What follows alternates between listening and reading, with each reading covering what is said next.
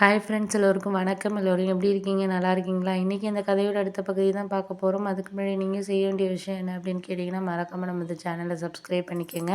கீழே இருக்க பெல் பட்டனையும் கிளிக் பண்ணுங்கள். அப்போ தான் நான் போடுற வீடியோஸ் எல்லாமே உங்களுக்கு உடனுக்குடனே நோட்டிஃபிகேஷன் வரும். ஸோ மறக்காமல் சேனலை சப்ஸ்கிரைப் பண்ணிவிட்டு வீடியோ பாருங்கள் ஃப்ரெண்ட்ஸ். வாங்க நம்ம கதைக்குள்ளே போகலாம்.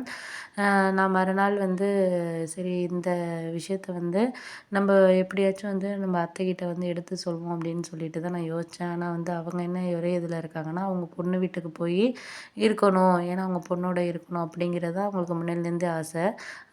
எங்களுக்கு கல்யாணம் ஆகி 6 வருஷத்தில் எங்கள் கூட தான் இருந்துட்டு இருந்தாங்க. ஆனால் அவங்க பொண்ணு டெல்லியில் இருந்ததுனால அங்கே அவங்கள கொண்டு அழைச்சிட்டு வச்சுக்க முடியாது. ஏன்னா அது சாதாரண ரொம்ப ஒரு ரூம் தான் இருக்கிற வீடுங்கிறதுனால இருக்க முடியாது. மாப்பிள்ளைக்கு இங்கே வேலை இருக்கிறதுனால அவங்க எப்பயாச்சும் போவாங்க. ஒரு 6 மாதத்துக்கு போவாங்க, 1 மாதம் இருப்பாங்க, வந்துடுவாங்க. ஆனால் அவங்களுக்கு எப்படின்னா பொண்ணு மேலே தான் ரொம்ப பாசம். அவங்க பொண்ணு பேர பிள்ளைங்க அப்படி தான். எங்களுக்கெல்லாம் குழந்தைங்க இருந்தாலும் அந்த அளவுக்கு ஒரு கவனிக்கிறதெல்லாம் கிடையாது. ஏனோ தானோன்னு தான் இருப்பாங்க. கோவிலுக்கு போவாங்க, வருவாங்க, சாப்பாடு இருக்கும் சாப்பிடுவாங்க. ரொம்பலாம் வேலையெல்லாம் பார்க்க மாட்டாங்க. ஆனால் அவங்க பொண்ணு வீட்டுக்கு போனால் எல்லா வேலையுமே இவங்க தான் பார்ப்பாங்க. அது எல்லாமே எனக்கு தெரியும். இருந்தாலும் நான் கேட்டுக்க மாட்டேன். கேட்டால் ஏதாச்சும் அதுக்கு ரீசன் சொல்லுவாங்க. தேவையில்லாமல் நம்ம ஃபேமிலிக்குள்ளே பிரச்சனை வரும் அப்படிங்கிறதுனால என் ஹஸ்பண்டுமே நிறைய டைம் சொல்லியிருக்காரு. தங்கச்சி வீட்டுக்கு போனால் மட்டும் உனக்கு நல்லா சுறுசுறுப்பாகிடுறமா, இங்கே இருந்தால் மட்டும் அந்த அளவுக்கு இது பண்ண மாட்டேங்கிற அப்படின்ட்டு. ஆனால் என்ன ஒன்றும் அவர் சொல்லவும் மாட்டார். ஏன்னா இவங்க குழந்தைங்கள பார்த்துக்க மாட்டேங்கிறாங்க, இவ தான் பார்த்துக்கிறா, எல்லாமே வீட்டு வேலையும் பார்க்குறாங்கிறதுனால அவருக்கு தெரியும் இந்த விஷயத்தில் நம்ம எதையும் குறை சொல்ல முடியாது நம்ம அப்படின்னு சொல்லிட்டு அவர் கொஞ்சம் பொறுமையாக தான் போனார். அதுக்கேற்ற மாதிரி இப்போ 6 வருஷத்துக்கு அப்புறம் அவரோட தங்கச்சி இங்கே எங்கள் ஊருக்கு பக்கத்துலேயே அவர் கொஞ்சம் ஒரு ஒன் ஹவர் ட்ராவலில் வேலையை மாற்றிக்கிட்டு வந்துட்டார். இங்கே கம்பெனி ஸ்டார்ட் பண்ணுறாங்கன்னு சொல்லிட்டு மாற்றிட்டு வந்துட்டார். அதனால் இங்கே பக்கத்துலேயே வரப்போகிறதுனால இவங்களுக்கு ரொம்ப சந்தோஷமாயிட்டு, பொண்ணோட போயிட்டு இருக்க போகிறோம் அப்படின்னு சொல்லிட்டு. அதனால் அவங்க வீடு பார்க்குறப்பயே போயிட்டு காரில் போயிட்டு அந்த வீடெல்லாம் பார்த்துட்டு 3 ரூம் வச்ச வீடாக பார்த்து வாடகை அதிகமாக இருந்தாலும் பரவாயில்ல அப்படின்னு சொல்லிட்டு, நான் தரேன் பணம் வேணா கூட அப்படின்னு சொல்லிட்டு அதெல்லாம் பேசினாங்க.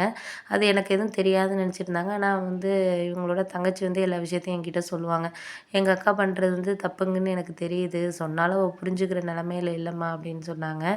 ஒருத்தர்லாம் பார்த்தீங்கன்னா மாமியார் என்னென்னமோ பேசுகிறாங்க பண்ணுறாங்க. நீ இது நாள் வரைக்கும் ஒன்றுமே பேசினதும் கிடையாது.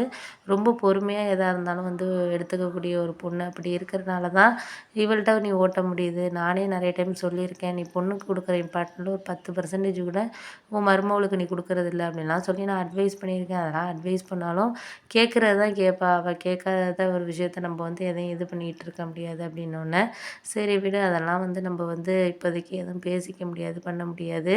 அதனால் கொஞ்சம் பொறுமையாக தான் எதாக இருந்தாலும் நம்ம எடுத்துகிட்டு போகிற மாதிரி இருக்குது அப்படின்னோடனே, சரி பார்த்துக்கலாம், அதையும் நம்ம எதையுமே நம்ம இப்போதைக்கு சொல்கிற மாதிரியான ஒரு சூழ்நிலையில் இல்லை அப்படின்னு சொல்லிட்டு சொன்னோன்னே, நான் அதுக்கப்புறம் ஒன்றும் பேசிக்கல. சரி பார்த்து நம்ம இது பண்ணிக்கலாம். நீங்கள் அதெல்லாம் விடுங்க அத்த, அதுக்கான டைம்ங்கிறது வரும். நீங்கள் அதை யோசிச்சுக்கிட்டு இருக்காதீங்க அத்த அப்படின்னு சொல்லிட்டு நான் அவங்கள்ட்ட சொன்னேன்.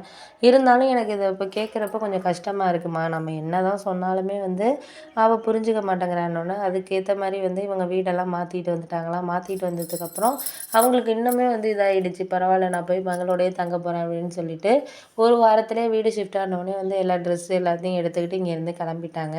கிளம்புனப்பயே என் ஹஸ்பண்ட் சொன்னார், இது மாதிரி அதெல்லாம் வேண்டாம், நீ ஏம்மா இங்கே போகிற பண்ணுற, எங்களோடயே இருக்க வேண்டியது என்னமோ பண்ண வேண்டியது என்னமோ அப்படின்னு சொல்லிட்டு சொன்னார். ஆனால் அது அவங்க கேட்கவே இல்லை. இல்லைடா, அவளும் பாவம் தானே, தனியாக கஷ்டப்படுறா, பண்ணுறா, செய்கிறா, அதனால நான் தான் போய் பார்க்கணும் பண்ணணும், பிள்ளைங்கள வச்சுட்டு அப்படி இப்படின்னோடனே என் ஹஸ்பண்ட் மனசுக்குள்ளேயே நினச்சிட்டாரு, அப்போ இவ இத்தனை வருஷமாக 6 வருஷமாக இவளும் கஷ்டப்பட்டுட்டு தானம்மா இருக்கிறா, உனக்கு அது புரியவே இல்லையேம்மா அப்படின்னு சொல்லிட்டு அதுக்கப்புறம் தான் கொஞ்சம் அவங்க புரிஞ்சுக்கிட்டாங்க. என் ஹஸ்பண்டுக்கு தெரியும், இருந்தாலும் விட்டுட்டு அவர் என்ன நினைக்கிறாருன்னா, என் தங்கச்சி குணத்துக்கெல்லாம் 1 மாதம் 2 மாதத்துக்கு மேலே எங்கள் அம்மா எல்லாம் வச்சுக்காது பாரு, இவங்களாவே போய் பட்டு திரிஞ்சு வருவாங்க பாரு அப்படின்னு சொல்லிட்டு சொன்னோன்னே சரின்னு விட்டாச்சு. அப்புறம் ஒரு 2, 3 மாதம் கழித்து என்னாச்சுன்னு பார்த்தீங்கன்னா, போயிட்டு இடையில நாங்கள் போய் பார்க்குறது பண்ணுறது. ஆனால் ரொம்பலாம் நாங்கள் போகிறது கிடையாது. ஏன்னா நம்ம போனால் இவங்க ஏதாச்சும் சொல்லுவாங்க பண்ணுவாங்கன்ட்டு ரொம்ப போகிறது கிடையாது. எப்போயாச்சும் மாதத்துக்கு ஒரு தடவை போகிறது பண்ணுறது. அதுக்கு அடுத்த நாள் என்னாச்சுன்னு பார்த்தீங்கன்னா, ஒரு 2, 3 மாதம் இப்படியே போயிட்டு இருந்துச்சு. அதுக்கப்புறம் அத்தை திடீர்னு கிளம்பி வந்த நாள் ஈவினிங் 6 மணி போலவே வந்துட்டாங்க. ஆட்டோ பிடிச்சி வந்தாங்க.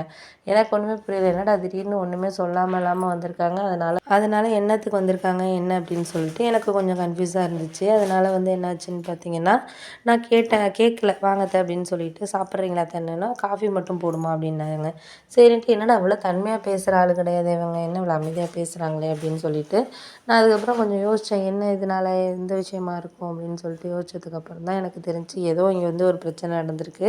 அதனால தான் இங்கே வந்திருக்காங்க. வேறு வழி இல்லாமல் வந்திருக்காங்க அப்படின்னு சொல்லிட்டு. அதுக்கப்புறம் நான் வந்து என் ஹஸ்பண்ட் அப்போ தான் ஆஃபீஸ்லேருந்து வந்தார். வந்தோடனே இவங்கள பார்த்தோன்னே கொஞ்சம் இதாகிட்டார். என்ன திடீர்னு அம்மா வந்திருக்காங்க, என்ன விஷயம்னு என்கிட்ட வந்து தனியாக கேட்டார். இல்லைங்க ஏதோ விஷயம் நடந்திருக்குங்க, அதனால தான் வந்திருக்காங்க அப்படின்னோடனே, சரி புரியுது புரியுது எனக்கு நல்லாவே தெரியுது அப்படின்னு சொல்லிட்டு அதுக்கப்புறம் வந்து